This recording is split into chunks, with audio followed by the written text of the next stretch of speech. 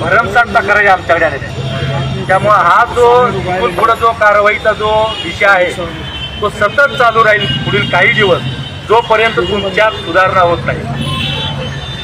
त्याचबरोबर ट्रॅफिकचे तुम्ही बरेच रूल्स तोडताय। ट्रेन आल्यानंतर तुम्ही कुठल्याही कशाही पद्धतीनं बेशिस्तपणे अगदी रस्त्यावर तुम्ही कुठल्याही रिक्षा पार्क करताय, जे की अतिशय चुकीच्या पद्धतीनं हे सर्रास चालू आहे। यापुढे अशा रिक्षा चालकांवर दंडात्मक कायदेशीर कारवाई जोरदारपणे चालू राहील, याची आपण सर्वांनी नोंद घ्या।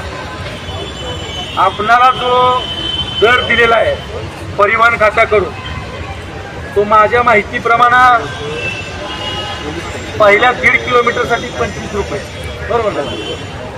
पहिल्या 1.5 किलोमीटरसाठी 25 रुपये आहे आणि त्यानंतर पर किलोमीटर जो तिथून पुढे तो 17 रुपये आहे। याच पद्धतीनं भाडं आकारलं गेलं पाहिजे। यापुढे या सगळ्या ब्रिजवर, या स्टेशन परिसरात प्रवाशांच्या निदर्शनास येईल अशा पद्धतीनं हा जो रेट कार्ड आहे परिवहन खात्याने तुम्हाला जो दिलेला आहे तो या ठिकाणी लावण्यात येईल। याच पद्धतीनं आपण प्रवाशाकडून भाडं आकारायचं आहे। या व्यतिरिक्त कुठल्या प्रवाशाची जर आमच्याकडे तक्रार आली तर निश्चितपणानं त्याच्यावरती कायदेशीर कारवाई केली जाईल।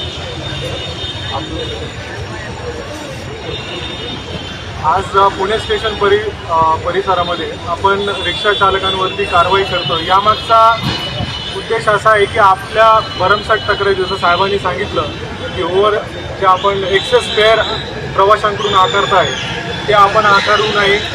बरोबर आहे, आपल्या फिटनेस ज्या आहेत रिक्षाच्या ते फिटनेस आपले ओके असावे, त्याचे पेपर ओके असावे।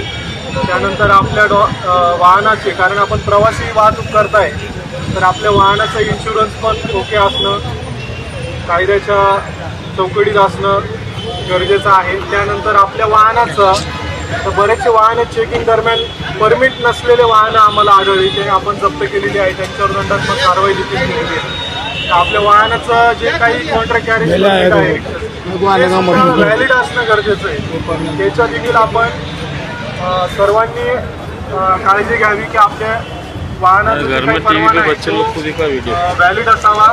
त्याच्यानंतर जो महत्त्वाचं आहे की आपण जर 3 व्हीलर चालवताय, 3 व्हीलर रिक्षा, तर 3 व्हीलर रिक्षा चालवण्यासाठी, प्रवासी वाहतूक करण्यासाठी आपल्याला बॅज असणं आवश्यक आहे। तर ते आपण बॅज हे RTO ऑफिसमध्ये जाऊन आपण बॅजसाठी आपला योग्य रीतीने फॉर्म भरावा आणि बॅज ज्यांच्याकडे नसतील त्यांनी तो टेस्ट देऊन तो प्राप्त करून घ्यावा, इंडोर्स करून घ्यावा। हीच आपल्या सर्वांना एक विनंती राहील।